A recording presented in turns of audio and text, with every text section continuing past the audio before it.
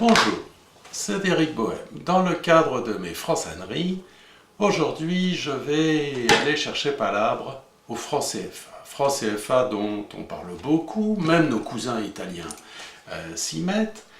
Et pour aborder ce sujet sensible, on va d'abord balayer devant la case, pour que ça soit bien propre, c'est-à-dire on va évacuer ce qui est anecdotique. Ce qui est anecdotique, d'abord c'est le nom de la monnaie. Le fait qu'on l'appelle le Krika ou le Kémite ne changerait pas grand-chose sur l'enjeu de la problématique qui est en cours. Ce qui est aussi anecdotique et ce dont les gens se rendent moins compte, c'est de l'endroit où sont imprimés les billets. Vous savez que le franc CFA est imprimé actuellement en France, mais en fait, peu importe. Pourquoi ? Parce que les billets et les pièces, ce qu'on appelle la monnaie fiduciaire, ne représentent au maximum que 9% du total d'une monnaie aujourd'hui. Pensez bien que quand on émet, un pays africain émet un emprunt de plusieurs centaines de millions de dollars, eh bien les dollars n'arrivent pas par container entier au port. Et lorsqu'on dit que les recettes d'exportation africaines doivent être consignées à la Banque de France, vous pensez bien qu'ils n'arrivent pas par ballot entier le soir par avion. En fait, tout ceci est en monnaie électronique. Donc, évacuons ces sujets peu importants pour nous concentrer sur l'essentiel. Et vous voyez bien que sur l'essentiel, les gens ne sont pas d'accord. Il y a des gens qui attaquent le franc CFA, d'autres qui le défendent, et en fait, ils ne parlent pas de la même chose. Et c'est pour ça qu'ils ont du mal à se comprendre. Ceux qui défendent le franc CFA, y compris un certain nombre de présidents africains ou de directeurs de banques centrales africaines, mettent en avant des arguments qu'on pourrait appeler des arguments techniques, des arguments monétaires. Ils justifient le franc CFA en disant que c'est une bonne monnaie. Mais personne n'a jamais dit que c'était une mauvaise monnaie. Ou plutôt, autant de gens jugent que c'est une bonne monnaie que de gens qui jugent que c'est une mauvaise monnaie. Puisque, à la différence des médecins, les économistes ont pour caractéristique, c'est que si vous leur demandez leur avis sur un sujet, eh bien, si vous demandez un avis à 3 économistes, vous aurez 4 avis. Il y en aura un qui vous dira un avis, l'autre le contraire, le troisième ne sait pas, le quatrième vous dira que c'est entre l'un et l'autre.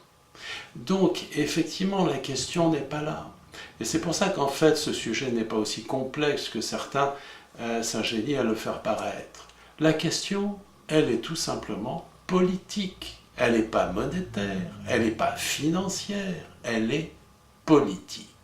Et pour bien la comprendre, cette dimension politique, je vous propose de mettre en empathie du franc CFA l'euro. Pourquoi l'euro ? Parce que l'euro, comme le franc CFA, est une monnaie d'un certain nombre de pays. Alors, pour le franc CFA, c'est 14 pays et à peu près 150 millions d'habitants. Pour l'euro, c'est un peu plus, c'est 19 pays et 340 millions d'habitants. Alors, qu'est-ce qui se passerait si on appliquait à l'euro ce qu'on applique au franc CFA ? Avec l'idée que, au même titre que la banque française ou le franc français, enfin, ou la France garantit la convertibilité du franc CFA, ça serait la banque américaine ou les USA qui garantiraient la convertibilité de l'euro. Alors d'abord, eh bien, chaque jour, la Banque centrale européenne devra justifier auprès de la Banque fédérale américaine de ses positions, de où elle en est, de ce qu'elle a fait dans la journée, de ce qui est sorti, de ce qui est rentré. Ensuite, chaque fois qu'il y aurait une réunion de la Banque centrale européenne, on verrait le ministre des Finances américain arriver, ainsi que les délégués de la Banque centrale américaine, et dire aux Européens, ben voilà ce qu'il faut faire, voilà ce qu'il ne faut pas faire, voilà la bonne gouvernance que vous devez appliquer dans votre monnaie. Troisièmement, 50% des recettes d'exportation européennes, qui sont considérables, partiraient aux États-Unis pour être consignées. Et enfin, ces exportations européennes seraient de temps en temps compétitives, de temps en temps moins compétitives, de temps en temps très compétitives, de temps en temps pas compétitives du tout en fonction de la fluctuation du dollar. Est-ce que les Français, ces Gaulois râleurs et libres, accepteraient un tel joug ? Bien sûr que non. Absolument pas. Alors la question qu'il faut se poser, c'est pourquoi, puisqu'ils ne l'accepteraient pas pour leur propre monnaie, l'euro, pourquoi veulent-ils l'appliquer au franc CFA? Pourquoi est-ce que les Africains devraient accepter des Français ce que les Français eux-mêmes n'accepteraient pas? Ben, il n'y a pas de réponse. Alors si les panafricains, comme Camille Séba et d'autres, nous disent « mais c'est parce que la France y gagne, et c'est pour ça qu'elle le fait ». Mais elle y gagne quoi, la France? Alors d'abord, et contrairement là aussi à ce que disent certains, elle n'y gagne rien sur le plan financier.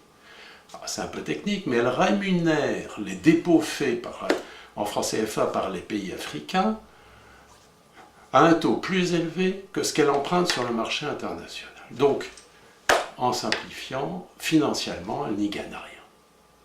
Alors, qu'est-ce qu'elle y gagne? Eh bien, pour bien comprendre, il faut prendre cet exemple. Imaginez que vous deviez prendre l'avion et que pour être sûr de prendre votre avion, vous deviez quitter chez vous à 14 heures. Et puis, il est 14h30, un ami débarque chez vous et il vous dit « mais qu'est-ce que tu fais encore chez toi à 14h30 ? Mais qu'est-ce que tu gagnes à rester chez toi ?» Bah, tu gagnes rien, tu es en retard, c'est tout. Et la France, c'est pareil. Elle est en retard. Elle est en retard sur l'histoire. La France conserve une vision de grande puissance paternaliste qui doit s'occuper de ses enfants un peu rebelles, un peu pas trop sages, que sont les pays africains. Évidemment, cette image-là, elle est totalement dépassée. Le monde a changé, l'Afrique a changé, l'Europe aussi d'ailleurs, et on voit bien que si on prend un parallèle historique, on pourrait dire que le franc CFA, disons, peut-être qu'à sa création, il a été une innovation intelligente en 1955. Et peut-être jusqu'en 1965, le temps que toutes les institutions financières liées à l'indépendance des pays africains se mettent en place, les banques centrales et tout ça. Ensuite, il a probablement été anachronique à partir de 1965. C'était déjà aux pays africains à prendre en main leur destinée monétaire. Mais on pouvait encore comprendre que la France intervienne, puisqu'il y avait une convertibilité du franc CFA par rapport au franc français. Bon, pouvait encore se justifier à la marge. Mais il est clair qu'à partir du moment où cette convertibilité est passée à l'euro, c'est carrément devenu une aberration. Qu'est-ce que vient faire la Banque de France? Qu'est-ce que vient faire le Trésor français, le ministère des Finances français, dans une monnaie propre à 14 pays africains qui est arrimée, on va dire, à l'euro? Éventuellement, la Banque Centrale Européenne a son mot à dire, mais pourquoi la Banque de France? Ça n'a aucun sens, c'est tout simple.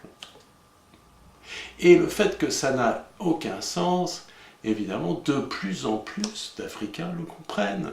Et de moins en moins d'Africains le supportent, cette tutelle française sur leur monnaie.